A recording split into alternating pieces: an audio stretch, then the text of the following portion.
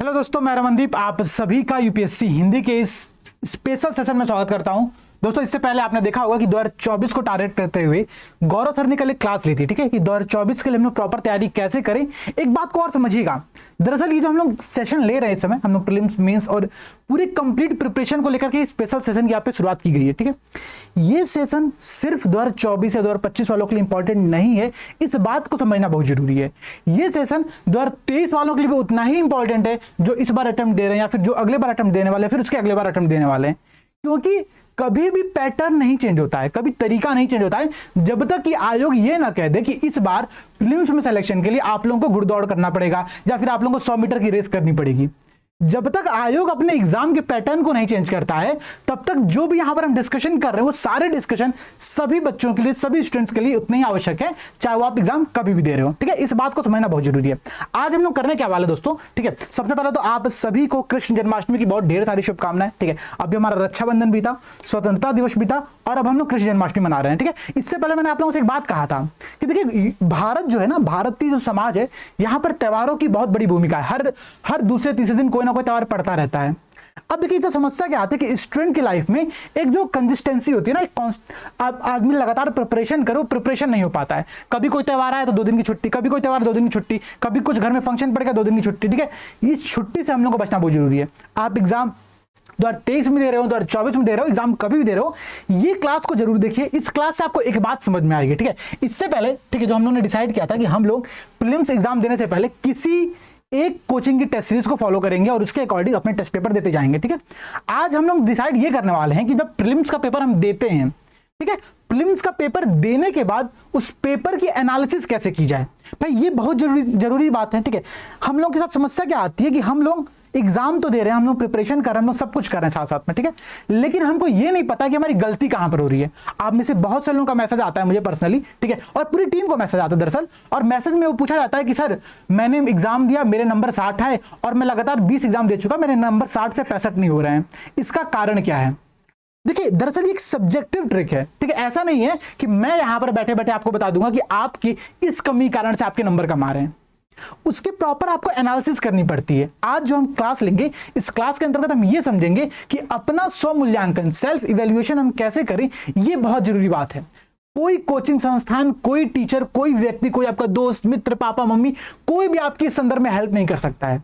आपको स्वयं की एनालिसिस खुद से करनी पड़ेगी। कोई और व्यक्ति एनालिसिस करने नहीं आने वाला है, इस बात की रियलिटी को समझिएगा, ठीक है। और आज हमारा पूरा फोकस इस बात पर होगा कि प्रीलिम्स का पेपर तो मैंने दे लिया, ठीक है। अच्छा, सबसे बड़ी बात यह कि पहले आप प्रीलिम्स का पेपर तो दीजिए। आप में से बहुत से लोग ऐसे होंगे जो अभी सोच रहे होंगे, अरे यार अभी तो एग्जाम में करीब 9 महीना बचा हुआ है, ठीक है, अभी क्या करेंगे एग्जाम देकर, बताओ। फरवरी में एग्जाम देना स्टार्ट किया जाएगा, क्योंकि टॉपर ने कहा था कि मैंने तो 30 दिन पहले फॉर्म भरा था, फॉर्म भर करके मैं प्रीलिम्स में पहली बार में सेलेक्ट हो गया था। तो हमको भी फॉलो तो वही स्ट्रेटजी करनी है भाई, टॉपर्स की स्ट्रेटजी। इस गलत फहमी में बिल्कुल मत रहना भाई, ठीक है। अगर आपको एग्जाम 2023 में देना है, 2024 में देना है, कभी भी देना है, अगर आपने बेसिक एनसीईआरटी के बुक को पढ़ लिया है, आप टेस्ट देना स्टार्ट कर दो, प्रीलिम्स का भी मेंस का भी। इस बात को समझना, ठीक है। पहली बात तो कि प्रीलिम्स का टेस्ट पेपर आप दो, ठीक है। हालांकि आप में से बहुत से लोग दे रहे हैं और जो लोग दे रहे हैं उन्हीं लोगों को ध्यान में रखते हुए आज की ये पूरी क्लास होगी, ठीक है। आज हम लोग क्या समझने वाले हैं कि पेपर देने के बाद पेपर की एनालिसिस कैसे की जाए। इससे पहले थोड़ा सा एक बात और समझिएगा, ठीक है। थोड़ा सा एक इंपॉर्टेंट पॉइंट ये है कि हम लोग कैसे टेस्ट सीरीज को दें, ठीक है। टेस्ट सीरीज में कौन से पेपर को देना चाहिए, किस पैटर्न में देना चाहिए, इस बारे में थोड़ी सी बातचीत कर लेते हैं। फिर हम लोग आएंगे अपने पूरे मुद्दे पर कि हाँ भाई, हम लोग को पेपर देने के बाद एनालिसिस कैसे करनी चाहिए। देखिए, आज जो मेरा टॉपिक है वो है टेस्ट फ्रॉम होम कैसे दें। दरअसल कोविड के टाइम पर वर्क फ्रॉम होम का एक बड़ा अच्छा सिस्टम आया था, ठीक है। वर्क फ्रॉम होम में क्या होता है कि कॉर्पोरेट एजेंसियां जो होती हैं अपने एम्प्लॉइज को अपने घर पर रहने के आदेश देती है, कहती है तुम घर पर रहो लेकिन सारा काम करते रहो। अब जब इंटरनेट का जमाना इतना अच्छा बढ़ चुका है, डिजिटल लेवल पर, मतलब यूट्यूब पर, हर जगह पर, वेबसाइट पर तमाम तरह की कोचिंग संस्थाएं अपनी सारी क्लासेस आपको बहुत सारी फ्री में दे रही हैं, बहुत कम कॉस्ट में दे रही हैं। तो घर पर रह करके तैयारी करना बहुत सुविधाजनक इस समय हो चुका है। पहली बात तो इस रियलिटी को समझिए। लेकिन अगर आप घर पर रह रहे हो तो आप टेस्ट कैसे दो, इसकी भी बहुत सारी शर्तें हैं। हर व्यक्ति घर पर रह के पढ़ाई नहीं कर सकता, क्योंकि उसके अंदर डिसिप्लिन नहीं होगा। बहुत से लोग ऐसे होते हैं, बहुत से दोस्त ऐसे होते हैं जो जब तक क्लास में जाकर के प्रॉपर 6 घंटा नहीं बैठेंगे तब तक वो कुछ पढ़ ही नहीं सकते उसके अलावा। तो सबसे पहली बात तो हमको ये समझनी कि हमको खुद के अंदर डिसिप्लिन को क्रिएट करना है कि मैं घर पर रह करके भी पढ़ाई कर सकता हूं, 8 घंटा 9 घंटा 10 घंटा की स्टडी कर सकता हूं, 2 घंटे का प्रॉपर टेस्ट दे सकता हूं, टेस्ट देने के बाद एनालिसिस कर सकता हूं। यहां पर सिर्फ और सिर्फ आपका डिसिप्लिन इंपॉर्टेंट है। यहां पर टीचर का कोई रोल नहीं है, यहां पर स्टूडेंट का कोई रोल नहीं है, यहां पर आपके दोस्तों का कोई रोल नहीं है। यहां पर रोल है कि आपके अंदर कितना डिसिप्लिन है, इस बात को समझिएगा। सबसे पहली बात कि प्रीलिम्स का पेपर के लिए आप लोग किसी भी एक कोचिंग की टेस्ट सीरीज को फॉलो करिए, किसी भी एक कोचिंग की। देखिए यूपीएससी हिंदी की टेस्ट सीरीज चलती है, बहुत कम कॉस्ट में चलती है, रियलिटी है, ठीक है। हम लोग यूपीएससी की 2500 यूपीएससी की 2000 में चलाते हैं, मैं यहाँ पर थोड़ा प्रमोशन भी कर दे रहा हूँ अपना, लेकिन ये भी रियलिटी है कि हम लोग टेस्ट पेपर करा रहे हैं। दूसरी बात, अगर आपको यूपीएससी हिंदी का नहीं ज्वाइन करना है, आप किसी भी कोचिंग का ज्वाइन कर लो, ठीक है। मार्केट में बहुत सारी फ्री में भी टेस्ट सीरीज अवेलेबल है भाई, मैं खुद देखता हूं टेस्ट सीरीज, ठीक है। बहुत सारी फ्री में टेस्ट सीरीज अवेलेबल है। आप किसी भी एक कोचिंग की कंप्लीट टेस्ट सीरीज को, एक बात ध्यान रखना, यहां पर जो मेरा एक कीवर्ड है वो एक कंप्लीट टेस्ट सीरीज। ऐसा नहीं है कि आपने 4 पेपर इस कोचिंग का लगाया, 4 पेपर आपने इस कोचिंग का लगाया, 4 पेपर इस कोचिंग का लगाया, बिल्कुल नहीं। किसी भी एक कोचिंग की कंप्लीट टेस्ट सीरीज को फॉलो करिए। फॉलो क्या करना है, यहां पर ध्यान दीजिएगा, फॉलो ये करना है कि इसका जो आपका शेड्यूल होगा, ठीक है, इसका जो भी शेड्यूल होगा, जैसे मानिए कि इसमें हर 2 सप्ताह पर एक टेस्ट होने वाला है, समझिए यूपीएससी हिंदी का जो टेस्ट चलता है वहां पर हर 2 सप्ताह पर एक टेस्ट होता है, ठीक है। मैं क्या करता हूं, मैं प्री क्विज अभ्यास का जो सेशन लेता हूं वो उसी शेड्यूल के अकॉर्डिंग लेकर के चल रहा हूं। तो अगर आप ये ज्वाइन करते तो आपको फायदा ये रहेगा कि आप एक शेड्यूल के अकॉर्डिंग चलते रहिए, ठीक है। किसी भी एक कोचिंग का कंप्लीट टेस्ट सीरीज को फॉलो करिए, पहला सबसे बड़ा शर्त है। और इसका मतलब फॉलो करने का मतलब ये है कि जिस दिन उस कोचिंग का टेस्ट होगा उसी दिन वो टेस्ट पेपर आपको भी देना है। मैक्सिमम 24 घंटे का आप लेट कर सकते हो, लेकिन उससे ज्यादा लेट बिल्कुल मत करना। होता क्या है ना, हम लोग कहते हैं चलो ठीक है यार आज नहीं करेंगे कल करेंगे, ठीक है।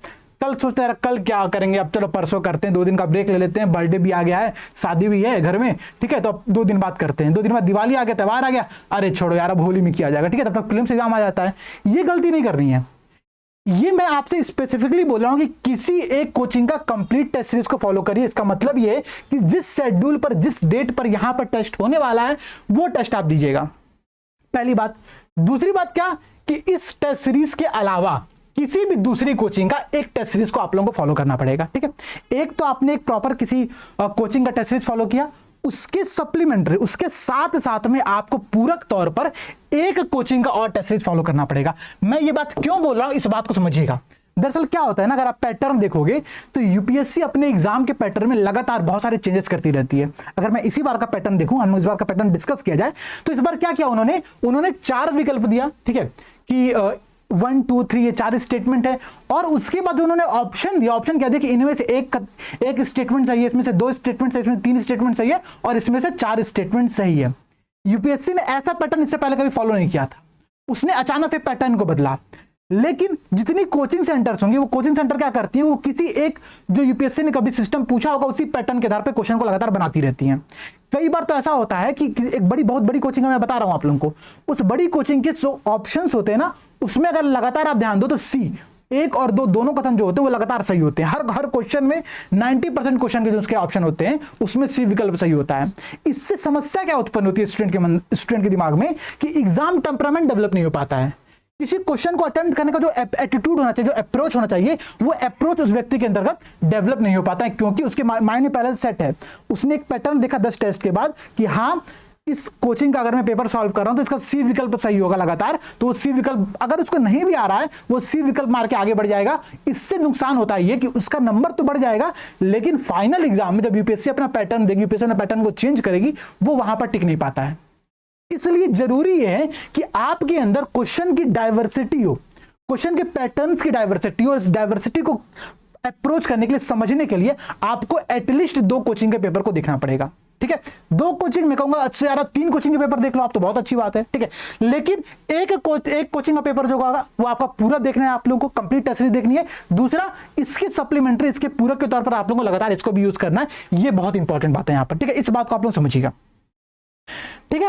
अब देखिए दूसरी बात अगर मैं बताऊं तो शेड्यूल पर ही टेस्ट दीजिए, बार बार पोस्टपोन ना करें, ठीक है। पोस्टपोन करने से एक समस्या और होती है, प्रॉब्लम, अगर हम किसी प्रॉब्लम को सॉल्व करने के बजाय उसको इकट्ठा करने लगते हैं ना, तो एक साथ अब देखते रही, अब तो मेरे पास 4 पेपर में पीछे चल रहा हूं दुनिया से, ठीक है। मेरे दोस्त जो है वो 4 पेपर मुझसे आगे, मैं 4 पेपर पीछे हूं। अब इसका मतलब ये होता है कि आप पिछड़ गए, ठीक है, आप पिछड़ गए। एक रियलिटी और समझना, ठीक है। अभी 6 लाख लोग फॉर्म भरे थे, ठीक है। यूपी पीसीएस का शायद मैं इन्फॉर्मेशन आप लोगों को दे रहा हूं, ठीक है। यूपी पीसीएस में 6 लाख लोगों ने प्रीलिम्स का फॉर्म डाला था, जिसमें से 3 लाख लोग सिर्फ अपीयर हुए थे इस एग्जाम के तौर पर। 3 लाख लोग तो पहले ही आउट हो चुके हैं। क्यों? क्योंकि उन्होंने प्रॉब्लम को इकट्ठा किया कि यार ठीक है, आज नहीं करेंगे, कल करेंगे, कल नहीं करेंगे, परसों करेंगे। बहुत से लोग एग्जाम के जस्ट 1 महीने पहले कॉल करना स्टार्ट करते हैं, सर ये बताइए कि इस बार मैं एग्जाम दूं कि ना दूं, क्योंकि मेरा कुछ तैयार नहीं है। भाई तो तुमने फॉर्म क्यों भरा था? तुम्हारा तैयार नहीं था तो, ठीक है। और अगर तैयार नहीं है तो तुम्हारी गलती कहां पर, इस बारे में तो विचार करो भाई कि गलती कहां पर हुई है। तो इस गलती पर ध्यान दीजिएगा, कभी भी पोस्टपोन करने वाली हैबिट को अपने अंदर मत लाइएगा। ऐसा ना हो कि आपने शेड्यूल बनाया और शेड्यूल को फिर आप पोस्टपोन कर रहे हो। इस गलती के चक्कर में मत पड़ना, ठीक है। ये बात आप समझना। दूसरी बात, अब हम लोग को जो मेन इंपॉर्टेंट बात है, ठीक है, यहां पर एक बात और आप लोग समझिएगा। बात यह है कि कभी भी जब पेपर को आप लोग दीजिए, ठीक है, पेपर को दीजिए तो लाइव टेस्ट दीजिए। लाइव टेस्ट क्या होता है भाई? तो जैसे हम लोग टेस्ट कराते हैं, ठीक है, हम लोग टेस्ट कराते हैं तो एक सिस्टम फॉलो ये करते हैं, गूगल मीट के थ्रू हमारा टेस्ट होता सारे, ठीक है। गूगल मीट पे कैमरा ऑन करके, ऑडियो म्यूट करके आप लोग वहां पर बैठे रहते हो, हमारी टीम बैठी रहती है साइड, दूसरे साइड में, ठीक है। और यहां पर हम लोग विजिलेंस करते रहते हैं कि हाँ कौन टेस्ट दे रहा है, कौन 2 घंटे में प्रॉपर टेस्ट दिया, नहीं दिया। इससे फायदा ये होता है कि स्टूडेंट के अंदर डिसिप्लिन बनी रहती है। जनरली जो ऑफलाइन टेस्ट जो लोग देते हैं अपने अपने किसी कोचिंग पर जाकर के, उनके लिए तो सुविधा है भाई कि हाँ वो दोनों सेंटर पर गए, 2 घंटा प्रॉपर बैठे, पेपर सामने आया, 2 घंटे का टाइम है, टेस्ट दिया, खत्म किया, आ गए। जो घर पर लोग टेस्ट देते हैं उनका समस्या ये आती है कि उनके पास ये 2 घंटे का सदुपयोग करने का समय नहीं होता है। उसी बीच में आपको प्यास लग रही है, उसी बीच में आपको भूख लग रही है, उसी बीच में घर का कोई रिश्तेदार आ जा रहा है, उसी बीच में आपका कोई जो वर्किंग मतलब जो मैरिड लोग होंगे, ठीक है, जो मैरिड एस्पिरेंट्स तैयारी करते होंगे भी, उनके घर पर क्या समस्या है? कोई बच्चा आ गया, कभी पति देव आ गए, कभी पत्नी देव आ गए, ठीक है। तो समस्याएं तो लगातार बनी हुई हैं। इन समस्याओं से छुटकारा पाने के लिए अगर आप घर से तैयारी कर रहे हो तो 2 घंटे का सदुपयोग आप कर सको, इसके लिए लाइव टेस्ट का यहां पर आयोजन किया जाता है। ऐसा ना हो कि आपने आधा घंटा टेस्ट दिया, अब मन नहीं कर रहा, वैसा करते हैं, थोड़ा घूम करके आते हैं, एक वॉक करके आते हैं, ठीक है, थोड़ा सुट्टा पानी पी करके आते हैं, गलत चीज है, ध्यान रखना, ठीक है। और उसके बाद आते हैं, फिर हम टेस्ट को देते हैं। ये चीज यहां पर अपनी हैबिट नहीं डालनी है। अपनी हैबिट में सुधार करना आपको बहुत जरूरी है, ठीक है।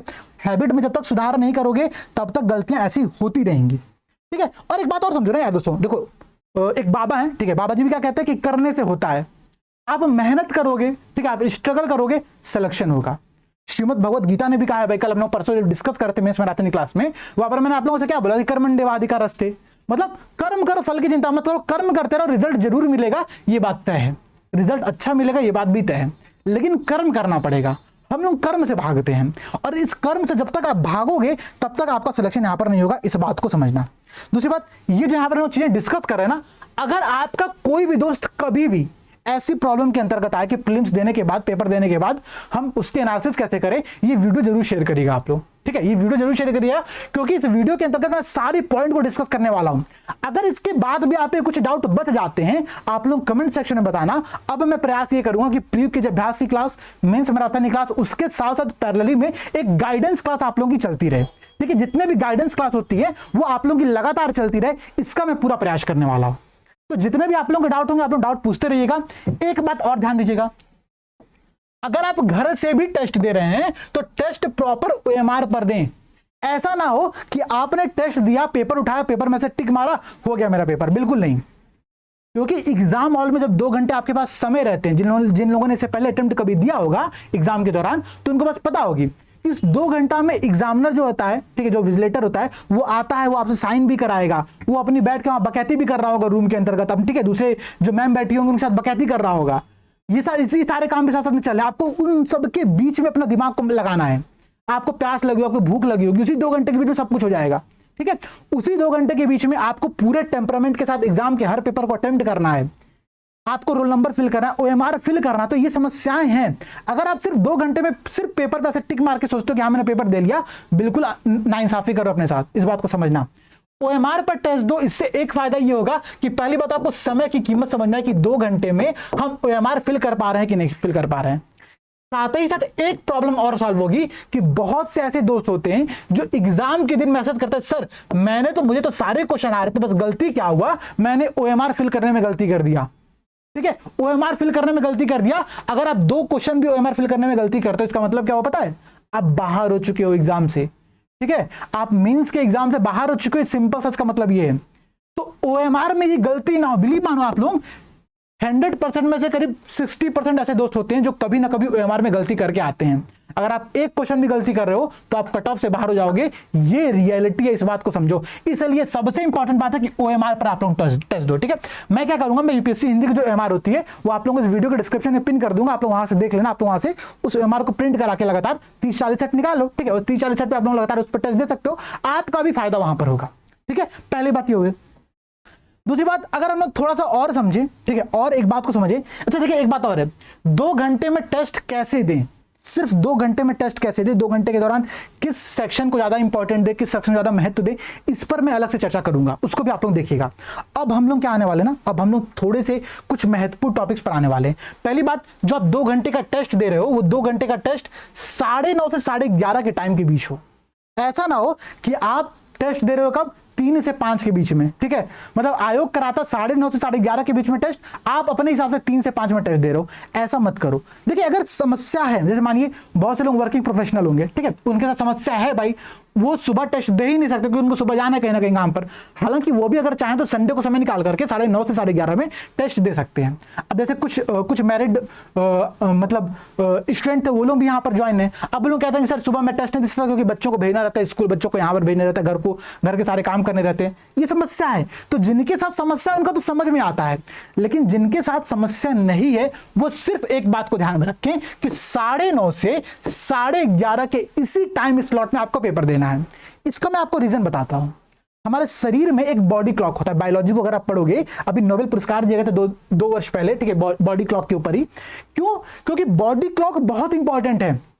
अगर आप इस 9:30 से 11:30 के बीच में आपकी सोने की हैबिट है, अगर आप सोने की आदत है, तो एग्जाम के टाइम पर नींद तो नहीं आएगा, मैं श्योर हूं, ठीक है। एग्जाम के टाइम पर 9:30 से 11:30 के बीच में आपको कभी भी नींद नहीं आएगा, इस बात की मैं गारंटी ले सकता हूं।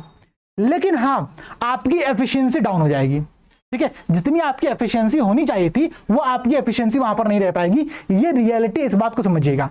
इसलिए करना क्या है हम लोगों को, करना यह कि 9:30 से 11:30 के टाइम पर कभी भी मत सोना। इस बात को अपने गांठ बांध लो, ठीक है, गुरुमंत्र बांध लो आप लोग कि 9:30 से 11:30 के स्लॉट में कभी नहीं सोना है। अगर आप मेंस की तैयारी कर रहे हो तो 9:30 से 12:30, 2:30 से 5:30 का जो भी स्लॉट होता है आयोग की तरफ से, उस स्लॉट के मध्य में कभी मत सोना। ये रियलिटी है, ठीक है। और टेस्ट आप इसी स्लॉट में दो ताकि आपकी बॉडी क्लॉक उसके हिसाब से मेंटेन हो सके, उस रिदम में आ सके कि हाँ सब कुछ उसके अकॉर्डिंग चलता रहेगा, ठीक है। पहली बात तो आप इस बात को समझिएगा। दूसरी बात क्या भाई, चेयर टेबल, स्टूडेंट हो, ठीक है, स्टूडेंट हो तो एक बात की रियलिटी को समझो कि चेयर टेबल पर बैठ करके पेपर देना है। ऐसा नहीं है कि हम मस्त बेड पर सो रहे हैं, सोफा पर पूरा पैर फंसा के सो रहे हैं, ठीक है, मम्मी की गोदी में सर रख करके मम्मी सर दबा रही है और हम पेपर को ऐसे लेकर के पेपर दे रहे हैं, ठीक है। ये काम नहीं करना है, ठीक है। ना तो मम्मी की गोदी में सर रखना है, ना तो अपनी प्रेमिका की गोदी में सर रखना है, कहीं पर भी सर नहीं रखना है। आपको प्रॉपर चेयर टेबल पर बैठ करके पेपर देना है, इस बात को समझो। जिसके घर पर चेयर टेबल नहीं होगा, आज के आज चेयर टेबल लेकर के आओ, ठीक है, आज के आज चेयर टेबल लेकर के आओ। अगर आप विद्यार्थी हो तो आपके पास चेयर टेबल तो होनी ही चाहिए, ये बात समझना, ठीक है। तो चेयर टेबल में पेपर देना है, 9:30 से 11:30 के 2 घंटे के पूरे स्लॉट में पेपर देना है। लाइव टेस्ट अगर हो सके तो आप दीजिए, नहीं तो ओएमआर पर टेस्ट दीजिए, इस बात को आप लोग समझना है, ठीक है। ये पूरी कुछ बातें यहां पर है जो कि आप लोगों को समझनी चाहिए। अब हम लोग आते हैं सबसे इंपॉर्टेंट पार्ट पर, और जो हम जितना यहां पर मैंने अभी तक आप लोगों के साथ बकैती किया, जितना मैंने आप लोगों को छोटी छोटी बातें बताई, दरअसल ये शक्तिमान जब खत्म होता था, ठीक है, शक्तिमान खत्म होता एक छोटी सी बात आती थी, शक्तिमान आता था मुकेश खन्ना जी और क्या कहते थे, छोटी छोटी मगर मोटी बातें। यहां पर जितनी बातें मैंने आप लोगों से डिस्कस किया है वो सारी वही हैं, छोटी छोटी मगर मोटी बातें हैं, इस बात को समझिएगा, ठीक है। शक्तिमान आप सबने देखा होगा, इस बात तो मैं मान के चल रहा हूं, ठीक है। अब देखिए, पोस्ट टेस्ट एनालिसिस जो होती है ना, उसमें 3 काम आप लोगों को करना है, और ये 3 काम गांठ बांध लो। जिस दिन करना आप स्टार्ट कर दोगे, आपको खुद की गलती, खुद की मिस्टेक समझ में आ जाएगी। सबसे पहला काम क्या करना है, ओएमआर स्वयं चेक करिए। किसी कोचिंग के भरोसे मत रहो भाई, किसी कोचिंग के भरोसे मत रहो। देखिए एक बात समझिएगा, यूपीएससी हिंदी की शुरुआत भी इसी उद्देश्य के साथ किया गया था कि इतनी लाखों लाखों रुपए फीस लेकर के जो कोचिंग संस्थान चल रहे हैं, उनके ऊपर विद्यार्थी एकदम अंधा भरोसा करके डिपेंडेंट हो जाते हैं। ये समस्या मत आने दीजिए। ना तो आपको उन पर भरोसा करना है, ना तो आपको हम पर भरोसा करना है, ये बात रियलिटी है, ठीक है। जिस दिन आप खुद पर भरोसा करना स्टार्ट करोगे, उस दिन आपका सिलेक्शन तय हो जाएगा। सिलेक्शन ना भी हो, आप जिंदगी में एक अच्छे व्यक्ति, एक अच्छे नागरिक और एकदम डिसिप्लिन में रहने वाले व्यक्ति बन सकते हो, ठीक है। तो पहली बात क्या, ओएमआर स्वयं चेक करना है। चेक कैसे करना है, जैसे मानिए आपने टेस्ट दिया, ठीक है, टेस्ट देने के तुरंत बाद, ठीक है, टेस्ट देने के बाद तुरंत बाद क्या करना है, कि अगर आपके पास उसकी आंसर शीट है तो आंसर शीट से मूल्यांकन करिए, नहीं आधा 1 घंटा 1.5 घंटा बैठिए, प्रॉपर गूगल सर्च करना स्टार्ट करिए और क्वेश्चन का आंसर ढूंढना प्रयास करिए। ठीक है, जिस फंडामेंटल बुक से आपने पढ़ा होगा उस फंडामेंटल बुक से आंसर ढूंढना प्रयास करिए। इससे फायदा होता है। देखिए एक बात समझिएगा, आप सोचेंगे कि सर मुझे तो 3 घंटा लग जाएगा आंसर ढूंढने में, फिर कोचिंग संस्थान क्या करिए, वो तो आंसर क्यों नहीं देती टाइम पर। एक बात समझिएगा, कोचिंग संस्थान दे ना दे वो अलग चीज है, लेकिन जिस दिन आप खुद से आंसर ढूंढना स्टार्ट करोगे ना, सिर्फ आप उस आंसर को नहीं ढूंढ रहे होगे, आप पूरे टॉपिक को देख रहे होगे, पूरे टॉपिक के अन्य इंपॉर्टेंट पॉइंट्स को भी चेक कर रहे होगे। ठीक है, आप आंसर निकालने का प्रयास कर रहे होगे, तो आपके अंदर एक एप्टीट्यूड डेवलप हो रहा हो कि हाँ एग्जामिनर ने क्या सोच करके वहां पे प्रश्न दिया था। आंसर शीट जब हमको मिलती है, आंसर बुकलेट मिलती है, हम पढ़ते हैं, हाँ खत्म हो जाती है बातें।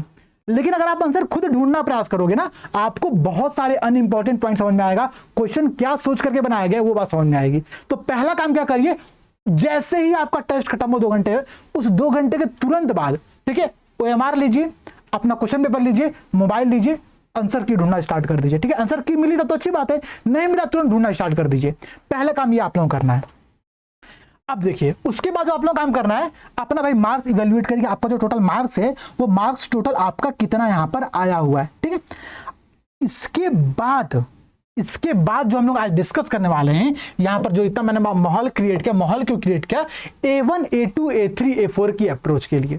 ठीक है, ये अप्रोच को समझिएगा, मैं यहां पर आप लोगों को एक चार्ट दूंगा अभी, उस चार्ट को अगर आप फॉलो करते हो, उस चार्ट को अगर आप देखते हो कि उस चार्ट के अंतर्गत क्या क्या चीजें दी हुई हैं, तो आपको बहुत समझ में आएगा चीजें यहां करना क्या है हम लोगों को। देखिए A1 A2 A3 अप्रोच क्या होती है, A4 अप्रोच क्या होती है, इसको थोड़ा समझिएगा। इससे पहले हमने कई बार डिस्कस किया हुआ है, हालांकि यहां पर फिर से मैं आप लोगों को डिस्कस कर रहा हूं छोटा सा। ठीक है, इस अप्रोच को समझिएगा। A1 A2 A3 A4 ये 4 कैटेगरी होती है, इस 4 कैटेगरी की क्या क्या चीजें होती हैं थोड़ा समझने का प्रयास करिए। ठीक है, जिस दिन आप अपना इस A1 A2 A3 A4 approach को अपना मूल्यांकन करना स्टार्ट कर दोगे, आपको सारी गलतियां दिखने लगेगी कि हाँ मेरी गलती कहां पर हुई है। उसके लिए फिर आपको रमन सर, गौरव सर और किसी UPSC हिंदी से पूछने की आवश्यकता नहीं पड़ेगी, वो आप फिर काम खुद कर सकते हो। देखिए 4 है। A1 कैटेगरी क्या है भाई, जो पढ़ा तो था, ठीक है, मैंने रीड किया है, मैंने चीजों को समझा है, उसके बावजूद भी गलत हुआ, अर्थात क्या है, यहां पर आपका कॉन्सेप्ट गड़बड़ है। जैसे समझिए, अगर मानिए मैंने अल नीनो ला नीना पे कोई प्रश्न आता है, ठीक है, अल नीनो ला नीना का जो टॉपिक है ना, मैं लिटरली बता रहा हूं, आज तक मुझे समझ में नहीं आया, आज तक मुझे अल नीनो ला नीना कभी समझ में ही नहीं आया, कंफ्यूजन हो जाती है। पढ़ा है मैंने, लेकिन मेरा यहां पर कॉन्सेप्ट तैयार नहीं है। ठीक है, अगर A1 में यहां पर आपकी गलतियां हो रही हैं, इसका मतलब यह है कि जो क्वेश्चन आपके A1 के अंतर्गत आए, उसका मतलब क्या है कि आपको ये टॉपिक, फिर जो बेसिक बुक होगा, जो फंडामेंटल बुक जिसको आप फॉलो करते होगे, सिर्फ ये टॉपिक वहां से आपको रीड करना होगा।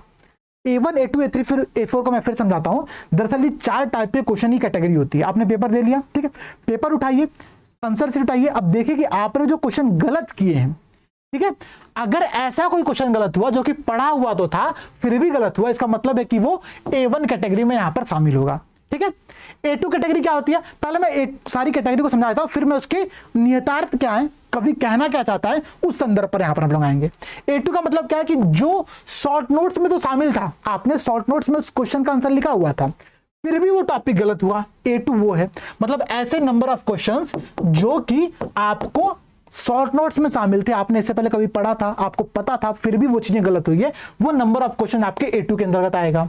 A3 क्या है, A3 का मतलब ये होता है कि वो क्वेश्चंस जो आपने तुक्का लगाया था, ठीक है, फिर गलत हुआ। तुक्का लगाना क्या होता है भाई, तुक्का लगाना बहुत जरूरी है एग्जाम के दौरान, ध्यान दीजिएगा।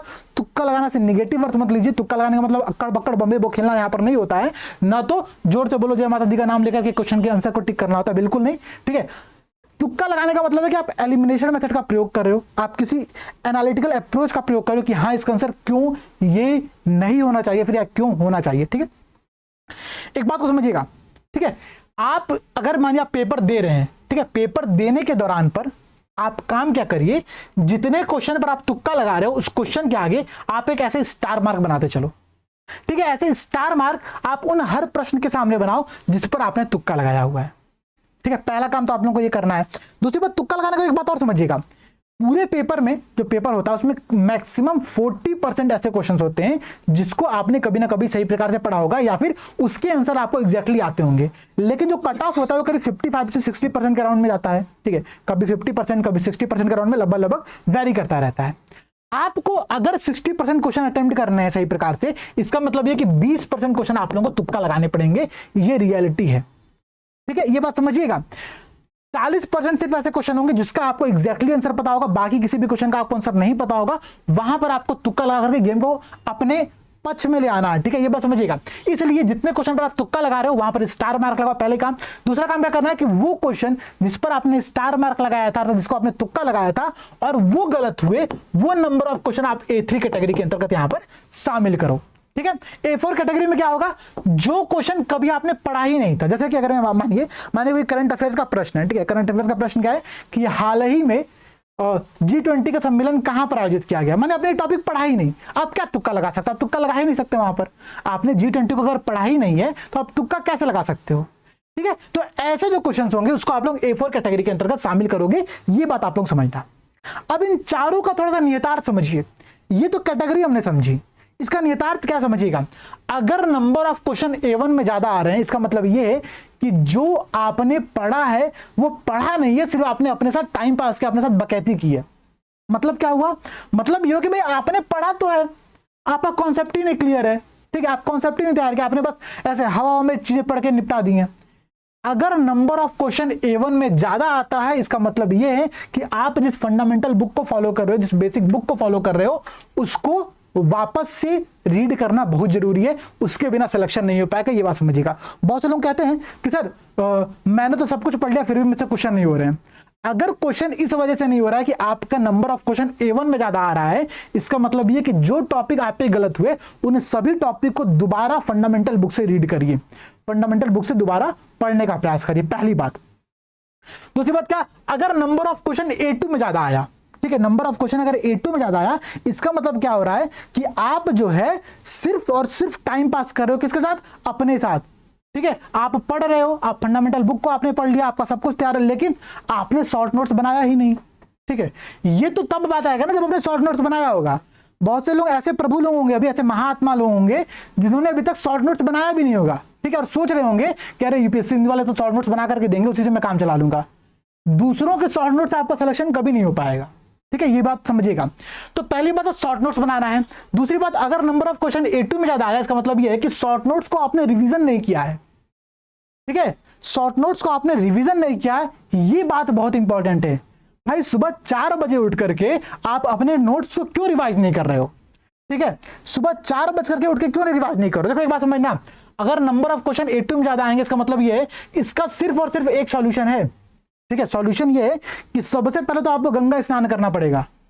आपने पाप किया है, अगर आपने शॉर्ट नोट्स रिवाइज नहीं किया है, इसका मतलब आपने पाप किया है, और उस पाप का सॉल्यूशन सिर्फ एक है कि आप गंगा स्नान करिए, और गंगा स्नान करने के बाद 108 बार बाबा की माला को जपना है। माला क्या है, शॉर्ट नोट्स, जो आपने शॉर्ट नोट्स बनाया है उसकी 108 बार आपको रिवीजन करना पड़ेगा, ठीक है। ये रियलिटी को समझिएगा। अगर नंबर ऑफ क्वेश्चन A2 में ज्यादा है, इसका मतलब क्या है, सुबह उठिए, 4 बजे उठिए, 5 बजे उठिए और नोट्स को याद करना स्टार्ट करिए। डेली रूटीन में शामिल करिए कि सुबह 2 घंटा मैं सिर्फ और सिर्फ ये काम करूंगा, क्या करूंगा, काम करूंगा, शॉर्ट नोट्स को रिवाइज करूंगा।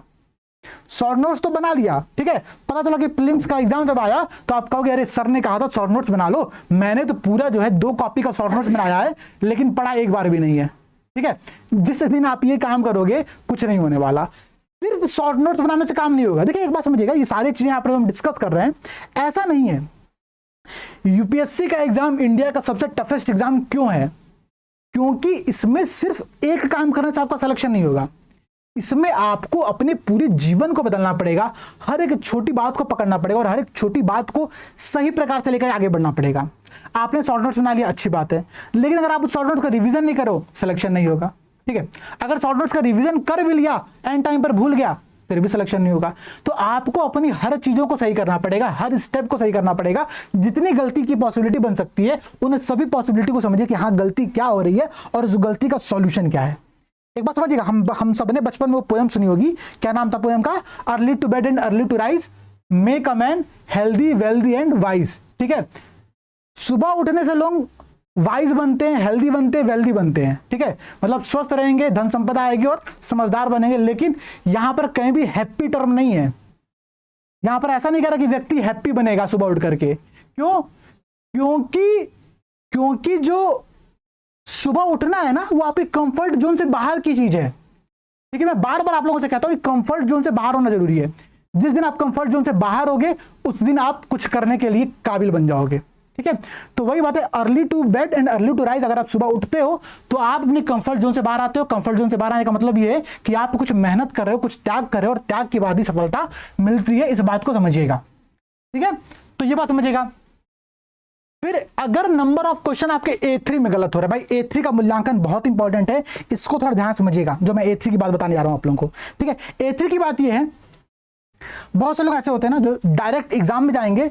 सर ने आपने कहा था कि 100 क्वेश्चन अटेम्प्ट करके आने हैं। मैंने क्या किया, मैंने एग्जाम में बैठ करके, मुझे 50 क्वेश्चन आ रहे थे और 50 क्वेश्चन मैंने आंख बंद किया, ए सब पर मार करके आ गया। ठीक है, ये करोगे तो उसको तुक्का लगाना बिल्कुल नहीं कहते, ये बात समझिएगा। तुक्का लगाने का मतलब ये होता है कि आप एनालिटिकल रीजनिंग का प्रयोग कर रहे हो, अपने किसी दिमाग का प्रयोग कर रहे हो, चेतन अवचेतन मन का प्रयोग कर रहे हो। ठीक है, वो मैं अभी किसी एक व्यक्ति की स्टोरी सुन रहा था, उसने बताया कि हर मनुष्य, हर व्यक्ति अपने जीवन में स्लम डॉग मिलेनियर है। स्लम डॉग मिलेनियर क्यों है भाई? क्योंकि वो जीवन में हम जो छोटी छोटी चीजें हर जगह पर सीख रहे होते हैं ना। स्लम डॉग मिलेनियर में क्या था, वो छोटा बालक जिसने अपने जीवन में छोटी छोटी चीजें कहीं कहीं जगह पर सीखी हुई थी। किसी दोस्त को देखा था, किसी गुब्बारा बेचने वाले को देखा था, किसी अपने घर पर किसी को चीजों को देखा था, वहां से चीजें सीखी थी और उसको सीख करके वो बहुत सारे पैसे कमा करके आता है। तो हर व्यक्ति जीवन में स्लम डॉग मिलेनियर है। हम छोटी छोटी चीजें दुनिया के हर जगह से सीख रहे हैं, अपनी जिंदगी के हर रोज से सीख रहे हैं। कोई रिक्शा चलाने वाला हमको कोई करंट अफेयर्स का बहुत अच्छा नॉलेज देकर के चला जाएगा, हमको पता भी नहीं चलेगा। आप इंस्टाग्राम रील देख रहे हो, आपको गुच्ची के बारे में पता चल जाएगा और गुच्ची मशरूम आप सही करके आ जाओगे। ठीक है, मतलब इंस्टाग्राम रील देखना बता, हालांकि मैं फिर से बता रहा हूं। ठीक है, तो ये चीजें हैं। हम लोगों का काम क्या करना, जो तुक्का हम लगाते हैं वो आप यही करते हो। आपने कभी कोई चीजें सीखी होंगी, सुनी होंगी, आपको कंफर्म पता नहीं है, लेकिन आपने सुनी है, उसके आधार पर अगर आप आंसर टिक करते हो तो उसको कहते हैं तुक्का लगाना, एलिमिनेशन मेथड का प्रयोग करना। ठीक है, एक काम यहां पर आप लोगों को ये करना है कि अगर नंबर ऑफ क्वेश्चन A3 में ज्यादा गलत हो रहे हैं, ठीक है, इसका मतलब है कि जो आप तुक्का लगा रहे हो उस तुक्का लगाने पर थोड़ा सा और वर्क करने की आप लोगों को आवश्यकता है। देखिए, बिना तुक्का लगाए सिलेक्शन नहीं होगा, ये बात क्लियर है। ठीक है, अगर आप सोचोगे कि नहीं मैं तो तुक्का लगाऊंगा ही नहीं और मैं सिलेक्ट हो जाऊंगा, तो ये बात असंभव है।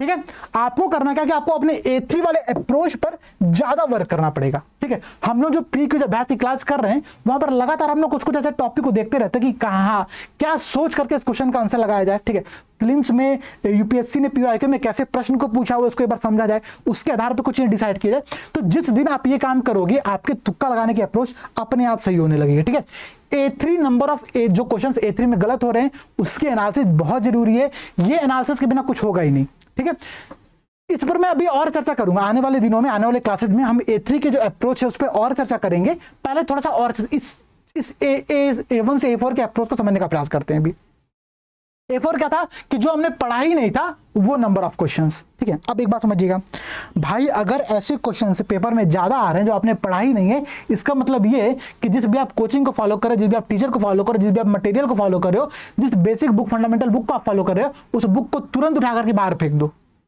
ठीक है, क्योंकि भाई जब वहां से प्रश्न आ ही नहीं रहा तो फिर कुछ गलती कर रहे हो आप। अब यहां पर आपकी जरूरत है, आप इस बारे में डिसाइड करो कि आपको कौन सा मटेरियल पढ़ने की आवश्यकता है। ठीक है, क्योंकि अगर आपके बिना पढ़ा हुआ चीजें ज्यादा आ रही हैं, इसका मतलब है कि आपके सोर्स में कुछ गलती है, आप जो रिसोर्स को फॉलो कर रहे हो वो गलत है। बहुत से लोग पूछते हैं फोन करके, सर मैं लक्ष्मीकांत पढ़ लिया, मैंने ये बुक पढ़ लिया, मैं ये बुक पढ़ लिया, अब मैं कौन सी बुक पढ़ूं?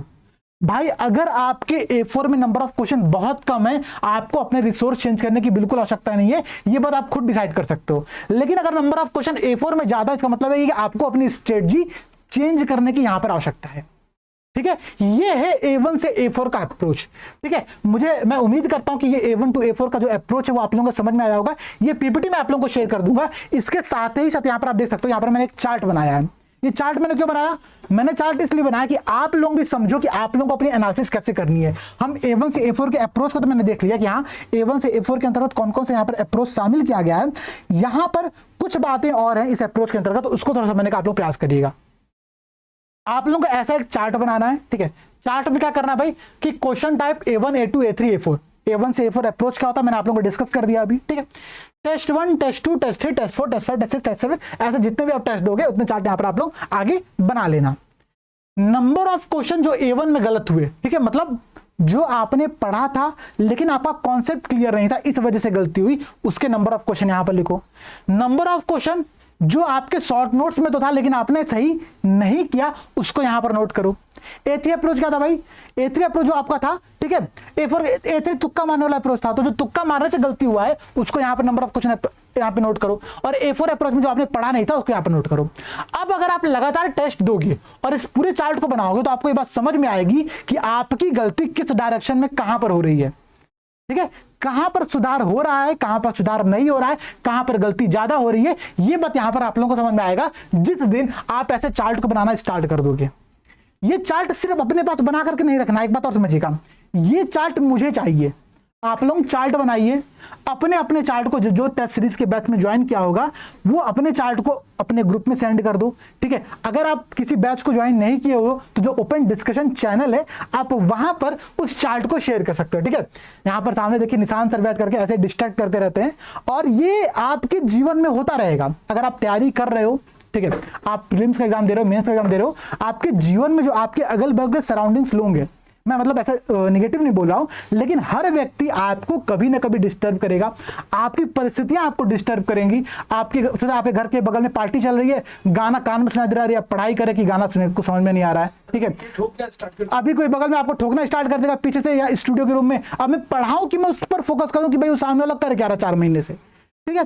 तो ये रियलिटी है, इस परेशानी से मत भागिए। अच्छा देखिए, ये तो था A1 से A4 की अप्रोच। आप लोग ये चार्ट बना करके मुझे शेयर करोगे, ये आप लोगों की जिम्मेदारी है। देखिए मैंने अपनी जिम्मेदारी निभाई, मैंने आप लोगों से कहा था कि मैं पोस्ट टेस्ट एनालिसिस आप लोगों को लेकर के आऊंगा, मैं यहाँ पर लेकर के आया। मैंने टेस्ट पेपर के बाद क्या क्या चीजें करनी चाहिए, पोस्टमार्टम कैसे करना चाहिए पूरे पेपर का, वो मैंने यहाँ पर आप लोगों से डिस्कस कर दिया, ठीक है। अब आप लोगों को जो काम करना है, काम ये करना है, ये चार्ट बनाइए, मुझे भेजिए, ठीक। इसके बाद देखिए 2-3 बातें और है। पूरे तैयारी के दौरान आप लोग बहुत सी चीजों के अंतर्गत चीजों को फेस करते होगे, ठीक है। कोई मानसिक समस्या उत्पन्न हो रही होगी, कोई फैमिली इश्यूज उत्पन्न हो रहा होगा, किसी की तबीयत खराब हो रही है, हेल्थ खराब हो रहा होगा, इन सब पर फोकस करिए। देखिए हेल्थ में 2 चीजें आती है, फिजिकल हेल्थ, आपकी जो फिजिकल बॉडी है वो, और मेंटल हेल्थ वो, ये दोनों चीजें कंप्लीट तैयार होनी चाहिए, कंप्लीट सही होनी चाहिए, ठीक है। अर्थात आप दिन भर में कम से कम 15 मिनट का समय निकालिए, ठीक है, 15 मिनट का समय निकालिए। योग, प्राणायाम, डांस, जुम्बा, दौड़ना, खेलकूद, बैडमिंटन, कुछ तो करते रहिए 15 मिनट। उसके बाद 15 मिनट कम से कम ऐसा काम करिए जिसमें आपको मजा आता हो, ठीक है। जैसे म्यूजिक सुनना, किसी को गार्डनिंग में मजा आता हो, किसी को खाना बनाने में मजा आता हो, किसी को दोस्तों के साथ खेलने में मजा आता होगा, जिसमें आपको मजा आता है उसमें आप इन्वॉल्व होइए।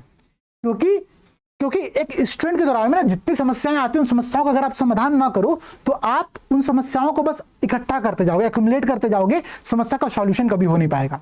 इसलिए पूरी प्रिपरेशन के दौरान अपने सब चीजों पर फोकस करिए, सारी समस्याओं पर फोकस करिए और फुल एफर्ट में तैयारी करिए। देखिए यूपीएससी हिंदी की पूरी टीम, ठीक है, यहां पर जो 5 लोग उपस्थित होते हैं, 5 लोगों की पूरी टीम, इसके अलावा वो सभी लोग जो यूपीएससी हिंदी में यहां पर हम लोग के साथ मिलकर के आप लोगों के लिए कुछ ना कुछ प्रयास कर रहे हैं। हम सब लोग आपके साथ हैं, लेकिन आपको अपनी तरफ से एफर्ट करना पड़ेगा, ठीक है। और वो एफर्ट सबसे ज्यादा कीमती है। हमारा एफर्ट तो कोई बात नहीं यार, हमारी एफर्ट तो चलती रहेगी, ठीक है, हम लोग को तो कुछ पैसा भी मिल जाता है थोड़ा बहुत यहां से एफर्ट करने के कारण से, लेकिन अगर आप अपनी एफर्ट नहीं करोगे आपका सिलेक्शन नहीं होगा। तो पहली बात को ध्यान में रखिए, यहां पर जो मैंने अप्रोच आप लोगों को समझाया वो अप्रोच को फॉलो करिए। जो यहां पर मैं आप लोगों को स्ट्रेटजी डिस्कस कर रहा हूं, जहां पर मैं आप लोगों को चीजें बता रहा हूं, उसको फॉलो करिए। आने वाले समय में, ठीक है, हम लोग लगातार चीजों को डिस्कस करते चलेंगे। प्री की जो अभ्यास की जो हमारी क्लास चल रही है, आप चाहे 2023 में एग्जाम दे रहे हो, 2024 में एग्जाम दे रहे हो, प्रीवियस ईयर्स के क्वेश्चंस की जो एनालिसिस मैं वहां पर कर रहा हूं, मैं ये बात समझता हूं कि वो एनालिसिस मतलब मैं अपने लेवल पे सबसे बेस्ट कर रहा हूं, ठीक है। जितना कुछ हो सकता है मैं वहां पर आप लोगों को डिस्कस करने का प्रयास करता हूं। 10 क्वेश्चन के माध्यम से मैं आप लोगों को 10 टॉपिक तैयार कराता हूं। 1 घंटा की जो हमारी एनालिसिस होती है पूरी, उसमें हम लोग पूरे अप्रोच पे चर्चा करते हैं। आप लोग लाइव जुड़ सकते हैं 11 बजे TDS में, ट्यूसडे, थर्सडे, सैटरडे में क्लास होती रहती है, तो आप लोग वहां से जुड़िए। मेंस मैराथन क्लास चली रही है, आप लोग उसको ज्वाइन कर सकते हैं। जिनको यूपीएससी या यूपीपीसीएस की प्रीलिम्स की टेस्ट सीरीज ज्वाइन करनी होगी, वो इस वीडियो के डिस्क्रिप्शन में आप लोग को वहां पर कॉन्टैक्ट नंबर दिया रहेगा, आप लोग वहां पर फोन करके मैसेज करके सारी इंफॉर्मेशन ले सकते हो, ठीक है। तो बाकी आप लोगों के जो भी डाउट होंगे इसके संदर्भ में आप लोग मैसेज करिएगा। मैं गारंटी ले रहा हूं कि मैं हर मैसेज का रिप्लाई करूंगा। अगर जरूरत पड़ेगी तो मैं हर मैसेज पर वीडियो बनाऊंगा, जो डाउट आप लोगों के होंगे उन डाउट को दूर करने का प्रयास करूंगा। हमारी तरफ से फुल एफर्ट आप लोगों के लिए किया जाएगा। आप सभी को आने वाले एग्जाम की बहुत ढेर सारी शुभकामनाएं, और सबसे अंत में कृष्ण जन्माष्टमी की पुनः आप सभी को बहुत ढेर सारी शुभकामनाएं। जय हिंद दोस्तों।